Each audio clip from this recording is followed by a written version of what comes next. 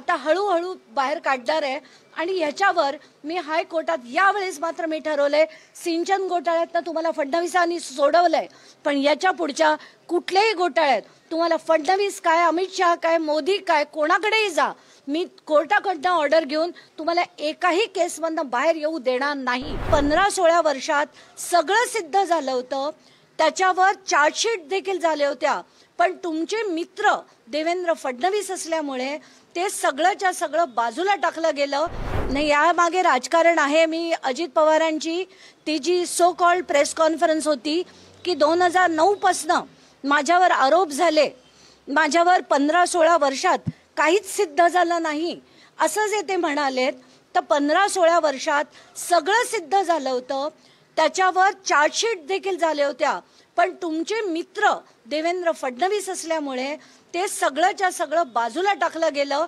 तुमच्यावरच्या ज्या सगळ्या कंप्लेंट्स होत्या त्या क्लोज करण्यात आल्या।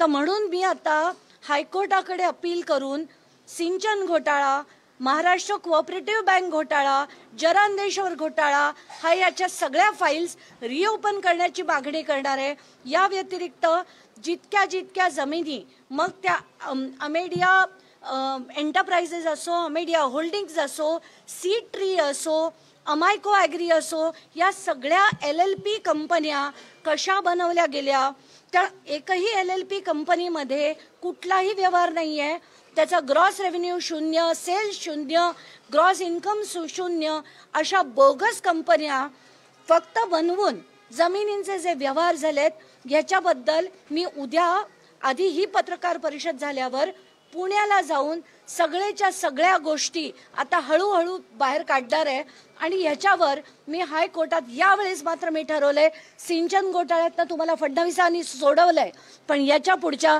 कुठल्याही घोटाळ्यात तुम्हाला फडणवीस काय, अमित शहा काय, मोदी काय, कोणाकडेही जा, मी कोर्टाकडनं ऑर्डर घेऊन तुम्हाला एकाही केसमधनं बाहेर येऊ देणार नाही, ह्याची तुम्ही खात्री बाळगा। हे पहिलं प्रकरण नाहीये, पवार कुटुंबियांकडून जागा अशा होण्याचं काही पहिलं वादग्रस्त प्रकरण नाहीये। एक चांगलं प्रकरण आठवते, खडसेंच्या बाबतीत तुम्ही उपोषणाला बसला होता, 8-10 दिवस हा सगळा झाल्यानंतर राजीनामा झाला होता।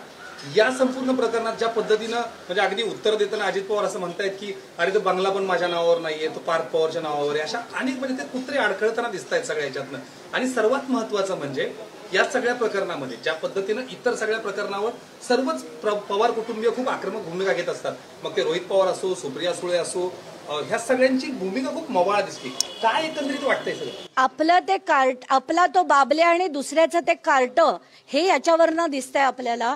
कारण सुप्रिया सुळे असो, रोहित पवार असो, ही सगळी मंडळी इतरांवर बोलताना कुठच्या पद्धतीने बोलतात आणि आज कुठच्या पद्धतीने बोलतात ते आपण बघितलं। सुप्रिया सुळेकडनं मला ही अपेक्षा नक्कीच नव्हती, त्यांनी त्याच्यावर कुठचंही वाक्य सुद्धा बोलणं अपेक्षित नव्हतं।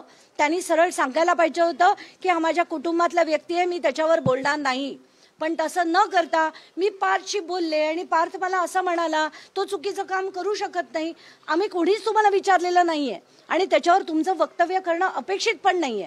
पण आताच्या घटनेला पार्थने काय काय केलंय, कोणी कोणी मदत केली आहे, कसे कसे पेपर फिरलेत, अगदी जिल्हाधिकाऱ्यांपासनं त्याचे मी सगळे खुलासे उद्या करणार आहे।